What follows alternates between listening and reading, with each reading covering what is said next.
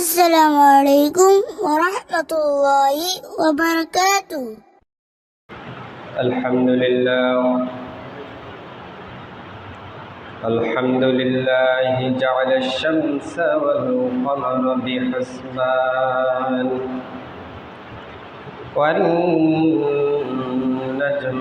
والشجر يسجدان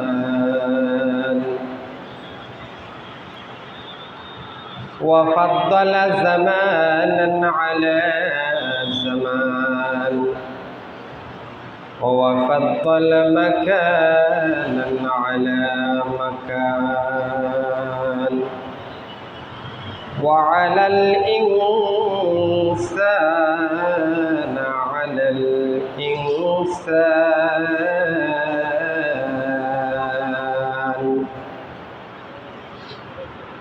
مخبرا وآمرا أما بعد فأعوذ بالله من الشيطان الرجيم فإذا أفضتم من عرفة فاذكروا الله عند المشعر الحرام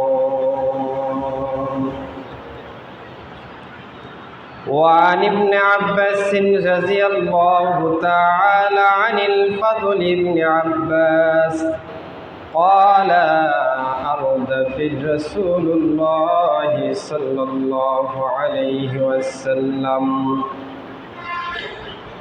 من جمع إلى منى فلم يزل يطل حتى رمي الجمال عن أمامة بن زيد أن سمعته يقول الدفع رسول الله صلى الله عليه وسلم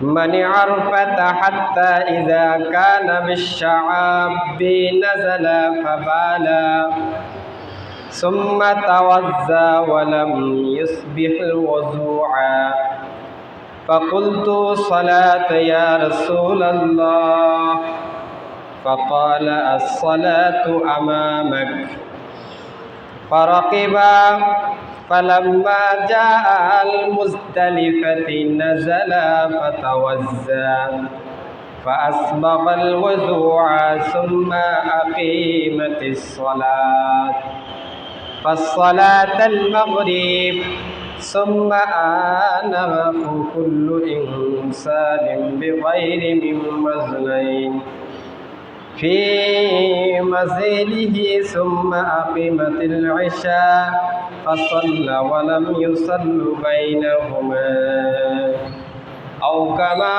قال على النبي الصلاة والسلام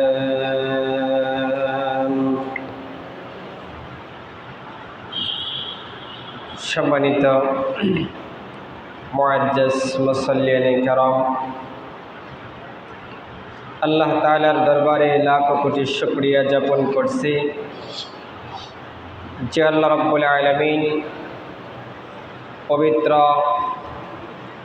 জিলকাদা মাসের আজকে তৃতীয় জুমাতে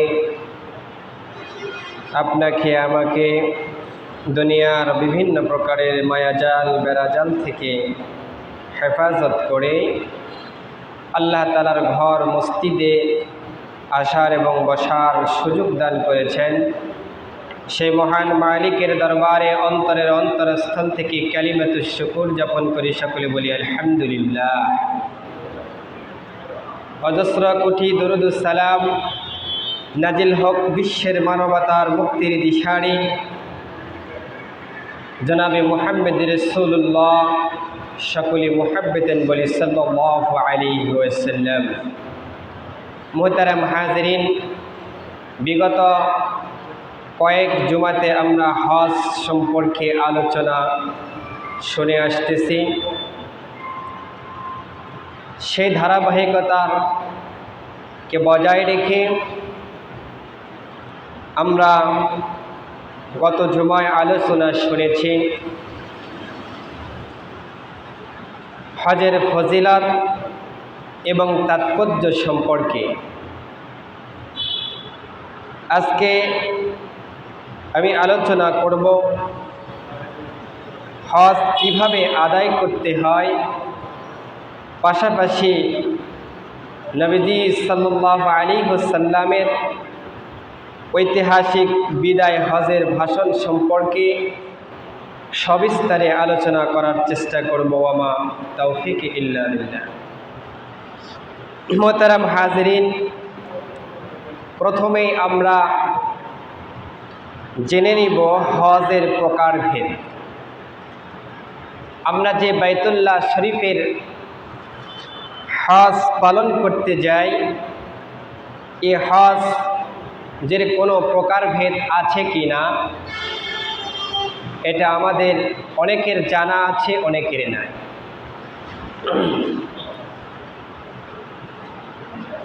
আমরা প্রথমেই জেনে নিব হজের প্রকারভেদ।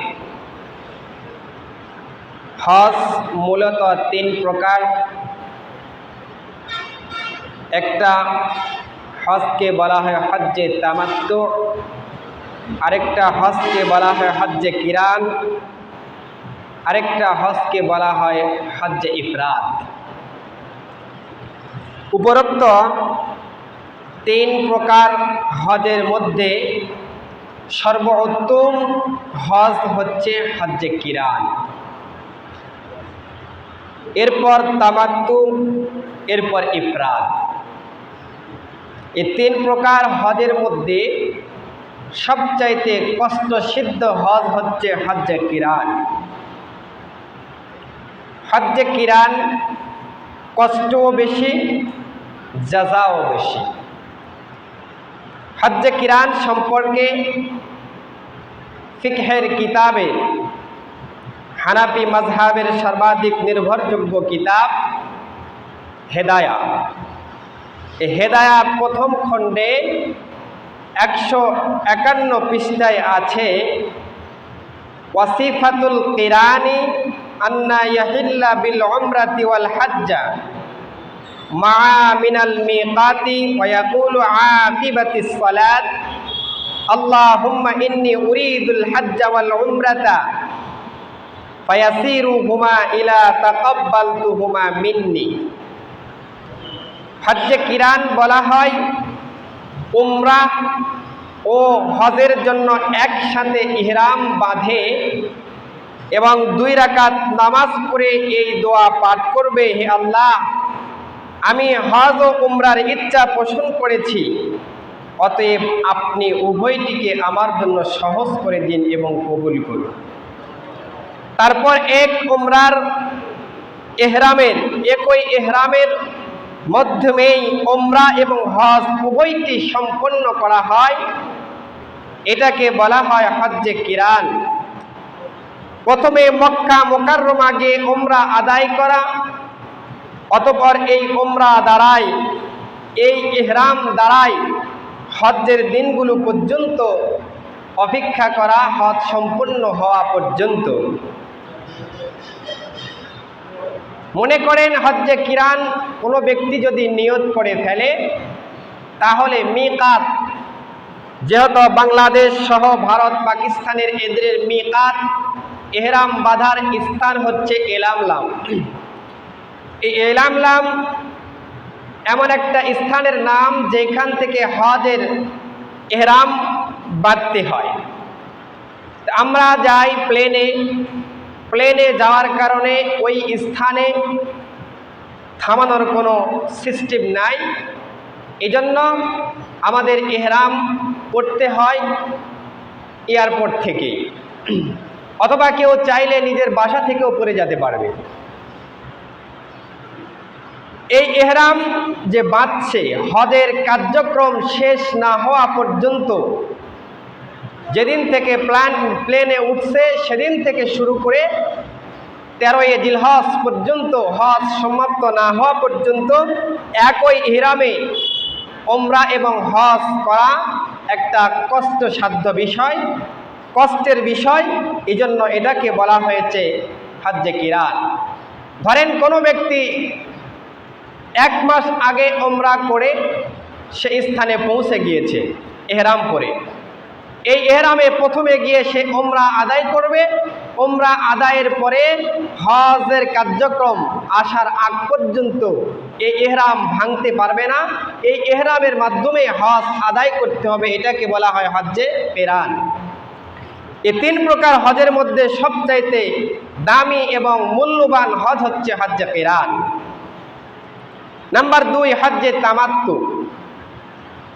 হিদায়ার প্রথম খণ্ডে 153 পৃষ্ঠায় এসেছে যে হজ্জে তামাত্তু বলা হয় ওই হজকে ওয়াসিফাতু আন্না বাইতি মিনাল মিকাতি ফিল আশহারিল হজ্জি ফায়াহরুমু বিল উমরাতি ওয়া ইয়াদখুলু মাক্কাতা ফায়াতুফু লাহা ইয়াসআ ওয়া ইয়াহলিকু আও ইয়াকসিরু ওয়া ক্বাদ হালা মিনাল উমরাতিহি।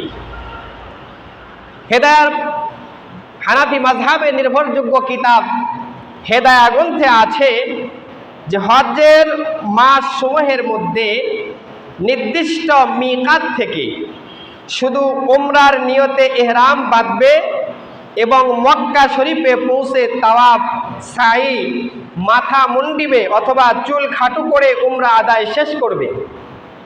এরপর মক্কাতে অবস্থান করবে এবং এই সফরেই মক্কা মুকাররমার যে কোনো স্থান থেকে হজের সময় যখন আসবে হজের ইহরাম বেঁধে নির্ধারিত কাজগুলো সম্পাদন করবে। এটার নাম হচ্ছে হজ্জে তামাত্তু। হজ্জে তামাত্তু আর হজ্জে ইফরাদের মধ্যে পার্থক্য যে হজ্জে কিরানের মধ্যে এক ইহরামে 2টাই সম্পন্ন করা, আর হজ্জে তামাত্তু হচ্ছে এখান থেকে ইহরাম বেঁধে গিয়ে উমরা আদায় করার পর সফা মারওয়া সাই করে মাথা মুন্ডন করে অথবা চুলকে খাটো করে এহরাম ভেঙে ফেলবে। এরপরে হজের সময় আসার আগে মক্কার কোনো স্থান থেকে ইহরাম বেঁধে এসে হজের কার্যক্রমগুলি আবার শুরু করবে। 2 বার ইহরাম বাঁধতে হয়। এটা হচ্ছে হজ্জে তামাত্তু। আর আমাদের দেশে বাংলাদেশ, পাকিস্তান, ভারত সহ সব হাজিরা এই হজটাকে বেশি আদায় করে, তার কারণ হজ্জে কিরান কেউ আদায় করতে চায় না, বেশি কষ্টকর। এভাবেই সম্পন্ন করাকে হজ্জে তামাত্তু বলা হয়। নাম্বার 3, হজ্জে ইফরাদ। হজ্জে ইফরাদ ফতহুল কদিরের 2য় খণ্ডে 518 নম্বর পৃষ্ঠায় এসেছে আল মুহরিমু ইন্নাল ইফরাদ আল হিরামি বিল হজ্জি ফামুফরিদু বিল হজ। অর্থাৎ শুধু একটাই নিয়ত আছে, কোনো উমরা করার নিয়ত নেই। একই নিয়তে মিকাত থেকে শুরু হজের নিয়তে ইহরাম বাঁধবে এবং মক্কায় পৌঁছে উমরা না করে তাওয়াফে কুদুম করে ইহরাম অবস্থায় হজের জন্য অপেক্ষা থাকা, অতঃপর হজের দিনগুলোতে হজের কাজ সম্পূর্ণ করা, এটাকে বলা হয় হজ্জে ইফরাদ। উমরা ও হজের ফরজ এবং ওয়াজিব সমূহ আমরা অনেকে হজে যাই, আবার হজ করেও আসছি। হজের ফরজ কতগুলি, উমরার ফরজ কতগুলি, হজের ওয়াজিব কতগুলি, উমরার ওয়াজিবগুলি কতগুলি, আল্লাহর ওয়াস্তে একজন হাজিকেও জিজ্ঞাসা করা হয় 100% হাজিরা পারবে না। উমরা এবং হজের ফরজ ও ওয়াজিব সমূহ। প্রিয় উপস্থিতি, আমরা প্রথমেই জেনে নিব উমরা এর ফরজ ও ওয়াজিব সম্পর্কে। উমরার ফরজ হচ্ছে 2টি। নাম্বার 1, মিকাত থেকে ইহরাম বাঁধা। নাম্বার 2, বাইতুল্লাহর তাওয়াফ করা। এই 2টা হচ্ছে উমরার ফরজ। আর উমরার ওয়াজিব হচ্ছে 2টি। একটা সাফা মারওয়া সাই করা, আরেকটা মাথা মুন্ডন করা বা চুল কেটে ছোট করা। মাথা মুন্ডন করাটাই হচ্ছে উত্তম। এবার আসুন আমরা জেনে নেই হজের ফরজ ও ওয়াজিব সমূহ।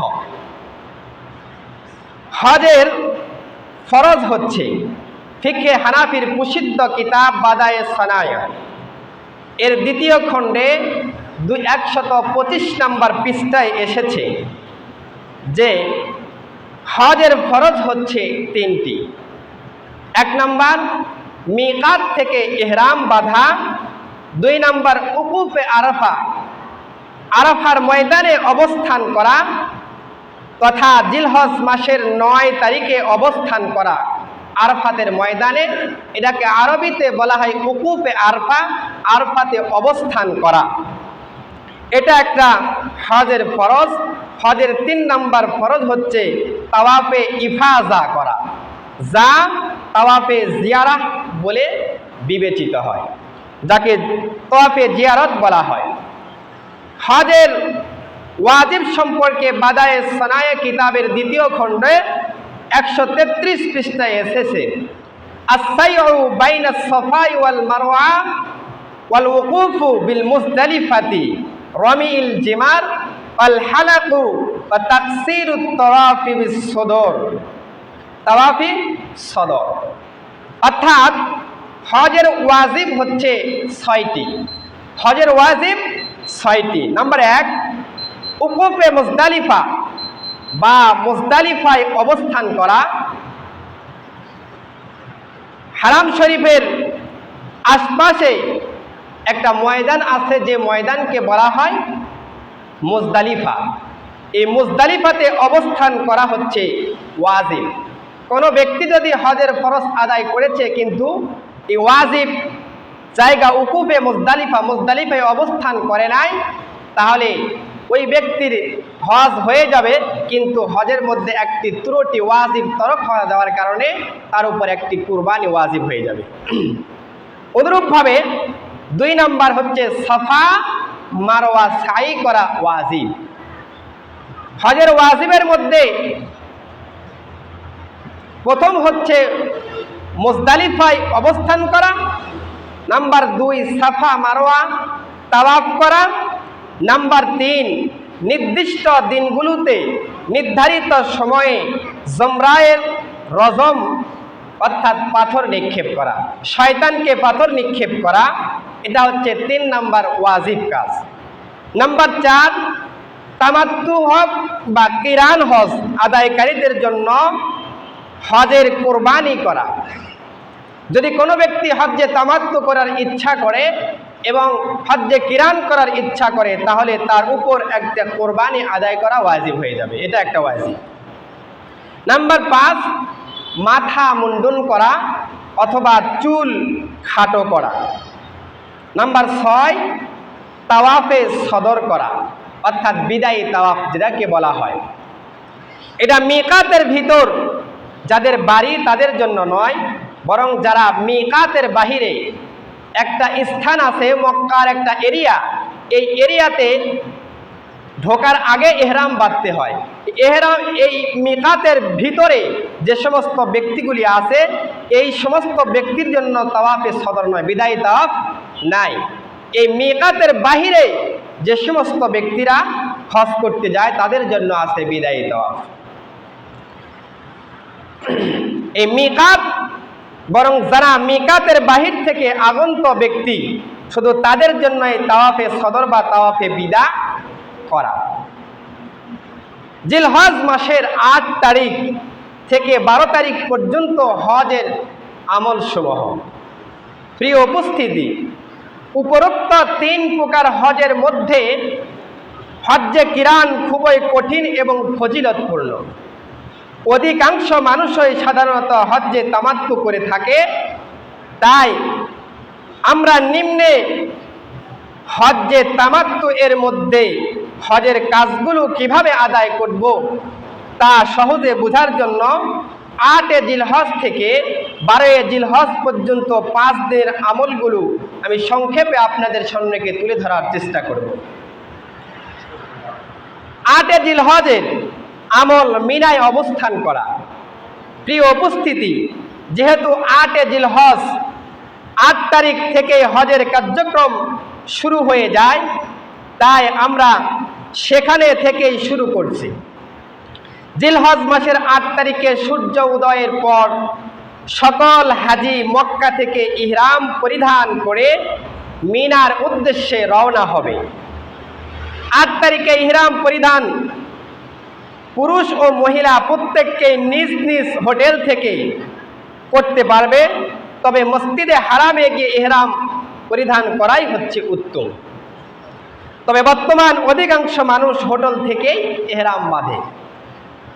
সুনানে আবি দাউদ শরীফের 1911 নম্বর হাদিসের বর্ণনায় এসেছে, আন ইবনে আব্বাস রাদিয়াল্লাহু তাআলা আনহু قال আন্না রাসূলুল্লাহ সাল্লাল্লাহু আলাইহি ওয়াসাল্লাম বিমিন্না ইয়াওমাল তারবিয়াতিজ যুহুর ওয়াল আসর ওয়াল মাগরিব ওয়াল ইশা ওয়াল ফজর সুম্মা গাদা ইলাল আরফাতি। হযরত ইবনে আব্বাস রাদিয়াল্লাহু তাআলা আনহু থেকে বর্ণিত, রাসূলুল্লাহ সাল্লাল্লাহু আলাইহি ওয়াসাল্লাম বলেন, তিনি বলেছেন, রাসূলুল্লাহ সাল্লাল্লাহু আলাইহি ওয়াসাল্লাম তারবিয়াতের দিনে অর্থাৎ জিলহজের 8 তারিখে জোহর, আসর, মাগরিব এবং এশা এবং আরফার দিনে ফজরের নামাজ মিনাতেই পড়তেন। তাহলে মিনাতে আমাদেরকে 8 তারিখে কয় ওয়াক্ত নামাজ পড়তে হবে? জোহর, আসর, মাগরিব, এশা এবং ফজর, মোটে 5 ওয়াক্ত নামাজ মিনাতেই পড়তে হবে। এরপর ভোরবেলায় আরফার দিকে রওনা হতে হবে। 9 তারিখ ভোরে আরফার ময়দানের দিকে আমাদেরকে অগ্রসর হতে হবে। এটা হচ্ছে হাদিসের ভাষ্য অনুযায়ী। অর্থাৎ মিনায় জোহর থেকে পরদিন ফজর পর্যন্ত মোট 5 ওয়াক্ত নামাজ আদায় করা হচ্ছে সুন্নাতে রাসূল। রাসূলুল্লাহ সাল্লাল্লাহু আলাইহি সাল্লাম বিদায় হজের সময় এ সিস্টেমে হজ আদায় করেছেন। 9 জিলহজ উকুফে আরফা বা আরফার ময়দানে অবস্থান করা। জিলহজের 9 তারিখে হজের গুরুত্বপূর্ণ রোকনটি আদায় করা হয়। কেউ যদি এটা আদায় করতে না পারে তাহলে তার হজ আদায় হবে না। খুব সতর্কতার সাথে আদায় করতে হবে। জিলহজের 9 তারিখে মিনায় ফজরের নামাজ আদায় করে আরফার উদ্দেশ্যে রওনা করবে। সুনানে ইবনে মাজাহ 3008 নম্বর হাদিসের বর্ণনায় এসেছে, আন আনাস قال غدوت مع رسول الله صلى الله عليه وسلم في هذا يوم من منى إلى عرفة فعمة من القبور ومنها من يهلو فلا يعبد هذا على هذا ولا هذا ورضعته وهو على هو ولا هو على الهوى। হযরত আনাস রাদিয়াল্লাহু তাআলা থেকে বর্ণিত, আমরা আজকে রাসূলুল্লাহ সাল্লাল্লাহু আলাইহি ওয়াসাল্লাম বলেছেন, আমরা আজকে 9 জিলহজ ভোরবেলায় রাসূলুল্লাহ সাল্লাল্লাহু আলাইহি ওয়াসাল্লাম তাকবীরের ধ্বনি উচ্চারণ করত এবং কতক তাহলিল বা লা ইলাহা ইল্লাল্লাহ উচ্চারণ করত। এদের কাউকে এজন্য পরস্পরের প্রতি দোয়া আরোপ করেনি, দোষ আরোপ করেনি। অথচ তিনি কথা বলেছেন যে অতির ত্রুটি বিচ্যুতি করে তার কোনো হজের ত্রুটি আদায় করলে তার হজটা আদায় হবে না। আরাফাতে সূর্য অস্তের পূর্ব অবস্থান করা, এই সময়টুকু জিকির, আজগার, তাসবিহ, তাহলিল, দোয়া ও কান্নাকাটির মাধ্যমে কাটাইতে হবে। অর্থাৎ 9 তারিখ ফজরের নামাজ পড়ে মিনা থেকে সোজা আরাফার ময়দানে অবস্থান করতে হবে। আরাফার ময়দানে সূর্য অস্ত পর্যন্ত অবস্থান করতে হবে। এই সময়টুকুতে আল্লাহ তাআলার জিকির, আল্লাহ তাআলার হামদ এবং দোয়া, তাসবিহ, তাহলিল, দোয়া, কান্নাকাটির মধ্যে কাটায় দিতে হবে। আরাফার দিন জোহর ও আসরের নামাজ যদি মসজিদের নামিরার সাথে আদায় করলে জোহর ও আসর একসাথে জোহরের ওয়াক্তে আদায় করতে হয়। আর যদি মসজিদে নামিরার বড় জামাতের শরীক হতে না পারে তাহলে নিজ নিজ তাবুতে সময় মতো নামাজ আদায় করবে। অর্থাৎ জোহরের ওয়াক্তে জোহরের এবং আসরের ওয়াক্তে আসরের আদায় করতে হবে। শুধু যদি কোনো ব্যক্তি মসজিদে নামিরার সাথে জামাত আদায় করতে চায় তাহলে এক ওয়াক্তেই এক সময়ে 2 ওয়াক্তে নামাজ আদায় করতে হয়, জোহর এবং আসর। আর যদি সে জামাতে শরীক না হতে পারে ওই ব্যক্তির জন্য নিজের তাবুতেই জোহরের ওয়াক্ত জোহর, আসরের ওয়াক্ত আসর আদায় করতে পারবে। আরফা থেকে মুজদালিফার উদ্দেশ্যে গমন। 9 জিলহজ মাসের 9 তারিখে সারাদিন আরফায় অবস্থান করার পর 9 তারিখ সূর্য অস্তের সাথে সাথে আরফার ময়দান থেকে মুজদালিফার উদ্দেশ্যে রওনা করবে এবং পথে মাগরিবের নামাজ আদায় করবে না, বরং মুজদালিফায় গিয়ে মাগরিব ও ইশার একই সাথে ইশার নামাজ আদায় করবে। বুখারী শরীফের 139 নম্বর হাদিসের বর্ণনা এসেছে, আন উমামা ইবনে যায়েদ আন্না সামিউ ইয়াকুলু দাফা রাসূলুল্লাহ সাল্লাল্লাহু আলাইহি ওয়াসাল্লাম মিন আরফাতি হাত্তা ইযা কানা বিশআবাতিল নাসালা বাল সুম্মা তাওয়াজ্জা ওয়ালাম ইসবি'i রুজুআ ফাকুলতু সালাতা ইয়া রাসূলাল্লাহ ফাকালা সালাতুল আমামাকা ফাকরা ফারাকাবা ফালাম্মা জাআল মুজদালিফা নাসালা তাওয়াজ্জা ফাবসাল ওযুআ সুম্মা আকিম্মাত সালাতি ফাসলাল মাগরিব সুম্মা আজানা কুল্লা ইনসানিন বিগাইরি ফিল মুসলিন সুম্মা উকিমাত বিল ইশা ফাজলুন ওয়া লাম ইয়াফদাল বাইনাহুমা। হযরত উসামা ইবনে যায়েদ রাদিয়াল্লাহু তাআলা থেকে বর্ণিত, তিনি বলেন রাসূলুল্লাহ সাল্লাল্লাহু আলাইহি ওয়াসাল্লাম জিলহজ মাসের 9 তারিখে সূর্য অস্তের পর আরাফার ময়দানের দিকে উকুফ করতেন, অবস্থান করার জন্য সেখানে চলে যেতেন। আরাফার ময়দান হতে রওনা হলে উপত্যকায় পৌঁছিলেন। আল্লাহ রসুল একটা উপত্যকায় পৌঁছিলেন, সেখানে নেমে সর্বপ্রথম তিনি ইস্তেঞ্জা ছাড়লেন, প্রসাব করলেন, অতঃপর ওযু করলেন, কিন্তু উত্তম রূপে ওযু করলেন না। উসামা ইবনে যায়েদ রাসূলুল্লাহ সাল্লাল্লাহু আলাইহি সাল্লামকে জিজ্ঞাসা করলো, তিনি বলেন, আমি বললাম, হে আল্লাহ রসুল, নামাজ আদায় করবেন কি? তিনি বললেন, নামাজের স্থান হচ্ছে সামনে। অতঃপর তিনি আবার সাওয়ারির উপর আরোহণ করলেন। আল্লাহ রসুল সাওয়ার করলেন, অতঃপর মুজদালিফার ময়দানে এসে সাওয়ারি থেকে নেমে উত্তম রূপে ওযু করলেন। এবার পূর্ণরূপে ওযু করে তখন ইকামতের মাধ্যমে মাগরিবের নামাজ আদায় করলেন।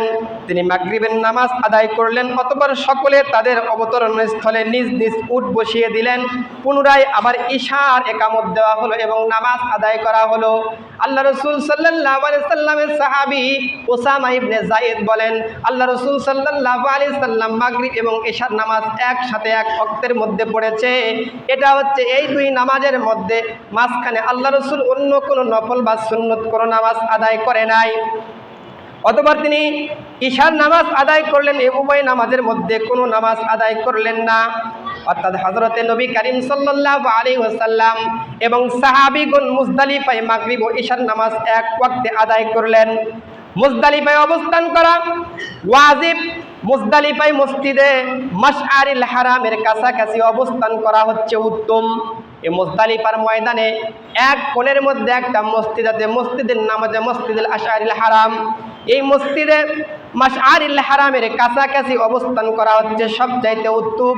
আল্লাহ রাব্বুল আলামিন সূরাতুল বাকারার 198 নম্বর আয়াতে সে কথাই বলে দিয়েছেন, ফাইদা আফাতুম মিন আরফাতিন ফাযকুরুল্লাহা ইনদাল মাশআরিল হারাম। আল্লাহ তাআলা বলেন, অতঃপর তোমরা যখন আরাফার ময়দান থেকে রওনা করবে, মাশআরুল হারামের নিকট যাও, মুজদালিফায় অবস্থানরত অবস্থায় আল্লাহ তাআলার জিকির আজকারের সময় কাটায়া দাও। এই আয়াতের মাধ্যমে আল্লাহ তাআলা মুজদালিফায় অবস্থান করাকে ওয়াজিব করে দিয়েছেন। আর সেই নির্দিষ্ট সময় হলো সুবহে সাদেক থেকে নিয়ে সূর্যাস্ত পর্যন্ত।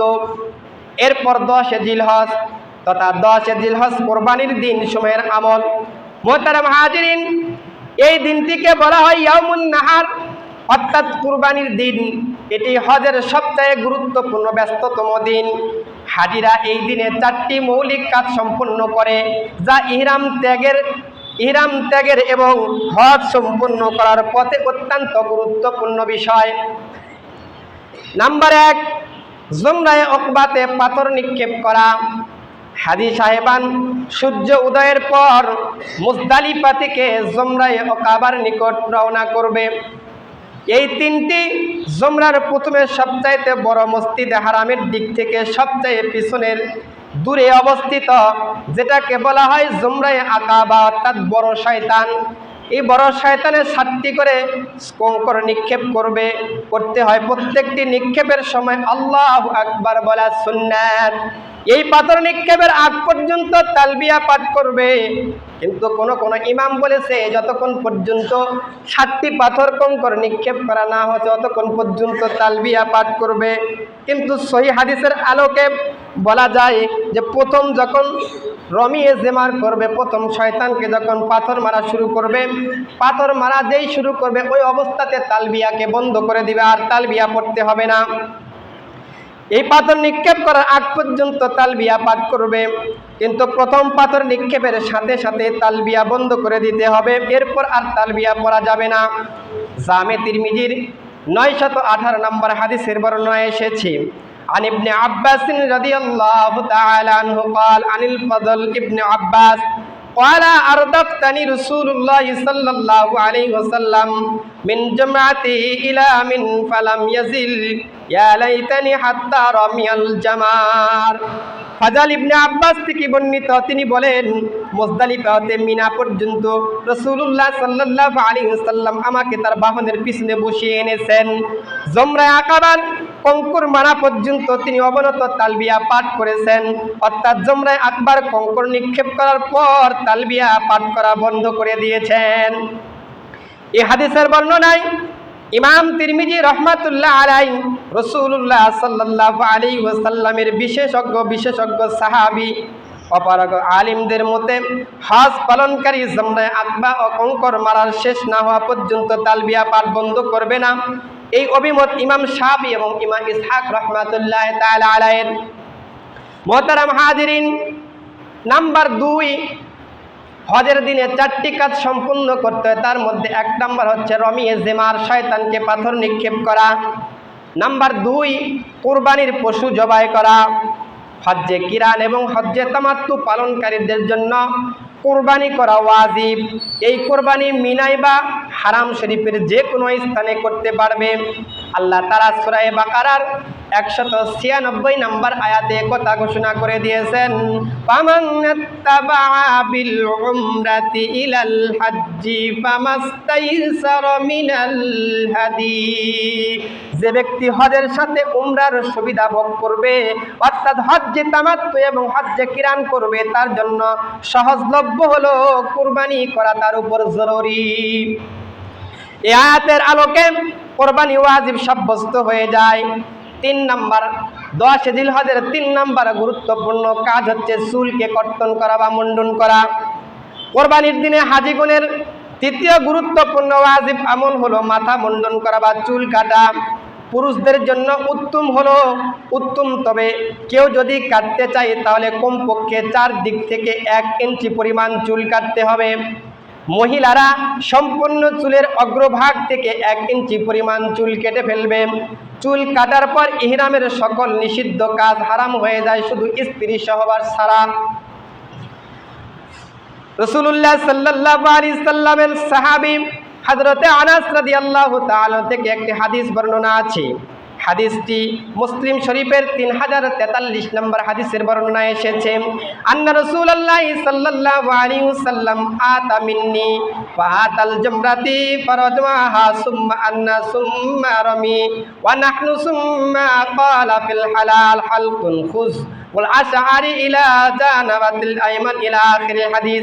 হযরতে আনাস ইবনে মালিক রাদিয়াল্লাহু তাআলা থেকে বর্ণিত, রাসূলুল্লাহ সাল্লাল্লাহু আলাইহি সাল্লাম মিনায় এলেন, অতঃপর জমরায় এসে পাথর নিক্ষেপ করলেন। তারপর তিনি মিনায় নিজ স্থানে ফিরে এলেন এবং কুরবানি করলেন। অতঃপর হাজামে অর্থাৎ কৌকরিকে ইশারায় করলেন, মাথার ডান পাশ থেকে শুরু করা, এখান থেকে মাথার ডান পাশ থেকে মুন্ডন করা হচ্ছে সুন্নাত, অতঃপর বাম পাশ। তারপর তিনি লোকদেরকে নিজের চুল দান করে দিলেন। অর্থাৎ 4 নম্বরের গুরুত্বপূর্ণ কাজ হচ্ছে 10 জিলহজ তাওয়াফে জিয়ারা করা।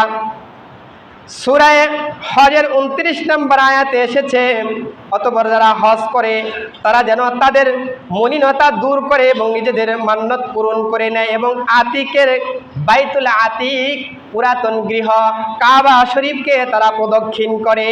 এই আয়াতের ব্যাখ্যায় তাওজিহুল কুরআন শাইখুল তাফসীর আল্লামা তকি উসমানী রাহিমাহুল্লাহু তাআলা লিখেছেন, হজের সময় হাজিগণ ইহরাম অবস্থায় থাকেন, তখন তাদের জন্য চুল নখ কাটা জায়েজ নয় হজের কোরবানি না করা পর্যন্ত। এই নিষেধাজ্ঞা কার্যকর থাকে, কোরবানি করার পর এসব বৈধ হয়ে যায়। এ আয়াতে যে মলিনতা দূর করার কথা বলা হয়েছে তার অর্থ হচ্ছে কোরবানির পর হাজিগণ তাদের নখ চুল কাটতে পারবে। মান্নত পূরণের জন্য নির্দেশ দেওয়া হয়েছে, তার অর্থ হলো লোক ওয়াজিব কুরবানি ছাড়াও অনেক সময় মান্নত করে যে আমার হজটা যদি সম্পূর্ণ ভালোভাবে আদায় হয় তাহলে আমি একটি কোরবানি আল্লাহ তাআলার রাস্তায় দিব, এরকম মান্নত করে থাকে। যে হজের সময় নিজের পক্ষ থেকে আল্লাহর নামে কুরবানি করব তাদের জন্য মান্নত পুরা করা হচ্ছে অত্যব কর্তব্য, আবশ্যক কর্তব্য। মুহতারাম হাজিরিন, উপরোক্ত আয়াতে কুরবানি করার পর বাইতুল্লাহ শরীফে যে তাওয়াফ করার কথা বলা হয়েছে এর দ্বারা তাওয়াফে জিয়ারা বোঝানো হয়। সাধারণত তাওয়াফ করা হয় কুরবানি ও মাথা মুন্ডন করার পর, এটা হজ্জের অভ্যন্তর গুরুত্বপূর্ণ একটা রকম। তাই তাওয়াফ শেষে স্ত্রী হালাল হয়ে যায়, এর আগে স্ত্রী হালাল হবে না। মুহতারাম হাজিরিন, জিলহজ মাসের 11, 12 এবং 13 তারিখে হজের আমল সমূহ কি? আল্লাহ রাব্বুল আলামিন সূরা বাকারার 100-203 নম্বর আয়াতের মধ্যে বলেছেন, তোমরা আল্লাহকে গুনাগুনিত কয়েকদিনের অর্থাৎ যখন তোমরা মিনায় অবস্থান থাকো স্মরণ করতে থাকো, অতঃপর যে ব্যক্তি তাড়াতাড়ি করে 2 দিনেই চলে যাবে তার কোনো গুনাহ নেই, বরং যে ব্যক্তি 1 দিন পরে যাবে তারও কোনো গুনাহ নেই। অর্থাৎ মিনায় 3 দিন কাটানো হচ্ছে রাসূলুল্লাহ সাল্লাল্লাহু আলাইহি সাল্লামের একটি সুন্নাত। এবং এ সময়ে জমরাতে পাথর নিক্ষেপ করা ওয়াজিব। তবে 12 তারিখের পর মিনা থেকে চলে আসা জায়েজ, 13 তারিখ পর্যন্ত থাকা জরুরি নয়। কেউ থাকতে চাইলে 13 তারিখে পাথর নিক্ষেপ করতে আসতে হবে। মুহতারাম হাজিরিন, জিলহজের 10 তারিখে অর্থাৎ কুরবানির দিনে তাওয়াফে জিয়ারা বা ফরজ তাওয়াফ ও সাই আদায় করা হাজিগণের জন্য গুরুত্বপূর্ণ আমল। অর্থাৎ মিনায় রাত্রি যাপন করা। মিনা থেকে 11 এবং 12 তারিখে 3 দিন জমরায়ে 7টি করে মোট 21টি কঙ্কর নিক্ষেপ করবে। প্রথমে শুরু করবে জমরায়ে উলা থেকে এবং শেষ করবে জুমলায়ে ওস্তা ছোট শয়তান থেকে, এরপর জমরায়ে আকাবা। যদি 12 তারিখে কঙ্কর নিক্ষেপ করে যদি চলে যায় তাহলে সমস্যা নেই, কিন্তু যদি কোনো ব্যক্তি 12 তারিখও সেখানে অবস্থান করে 13 তারিখে আবারও তাকে রমি ইস্তেমার করতে হবে, শয়তানকে পাথর মারতে হবে। তাওয়াফে সদর বা তাওয়াফে বিদায়ী, যেটাকে তাওয়াফে বিদায়ী তাওয়াফ বলা হয়, তাওয়াফে সদর তাকে তাওয়াফে বিদা বলা হয়, অর্থাৎ বিদায়ী তাওয়াফ। মিকাতের বাহির থেকে আগত হাজিগণের জন্য এই তাওয়াফ করা জরুরি। সহিহুল বুখারীর 1755 নম্বর হাদিসের বর্ণনা এসেছে, আন ইবনে আব্বাস রাদিয়াল্লাহু তাআলা আনহু قال আমারুন নাস আন্না ইয়াকুলু আজরি আহদিহিল বাইতি ইল্লা আন তাখফিফা আনাল খাইদিন। হযরত ইবনে আব্বাস রাদিয়াল্লাহু তাআলা থেকে বর্ণিত, তিনি বলেন, লোকদের আদেশ দেওয়া হয় যেন তাদের শেষ কাজ যেন বাইতুল্লাহর তাওয়াফ হয়, তবে এর হুকুম ঋতুবতী মহিলাদের জন্য, হায়েজওয়ালা মহিলাদের জন্য শিথিল করা হয়েছে। বুখারী শরীফের হাদিসে বলা হয়েছে এই তাওয়াফে বিদা অর্থাৎ বিদায়ী তাওয়াফ এইটা হচ্ছে মিকাতের বাহিরের লোকদের জন্য একটা আমল। রাসূলুল্লাহ সাল্লাল্লাহু আলাইহি সাল্লাম এইভাবে তাওয়াফের মাধ্যমে একজন ব্যক্তি সম্পূর্ণ পরিপূর্ণ হজ আদায়ের নিজ দেশে প্রত্যাবর্তন করতে পারবে। আল্লাহ তাআলা আমাদেরকে সবাইকে বারবার মক্কা মদিনায় জিয়ারা, হজ, উমরা আদায় করার তৌফিক দান করুক, আমিন। ওয়া আখিরু দাওয়ানা আলহামদুলিল্লাহি রাব্বিল আলামিন। তারা সুন্নাত পড়ে কাবলার জমার সুন্নাত আদায় করে নেই।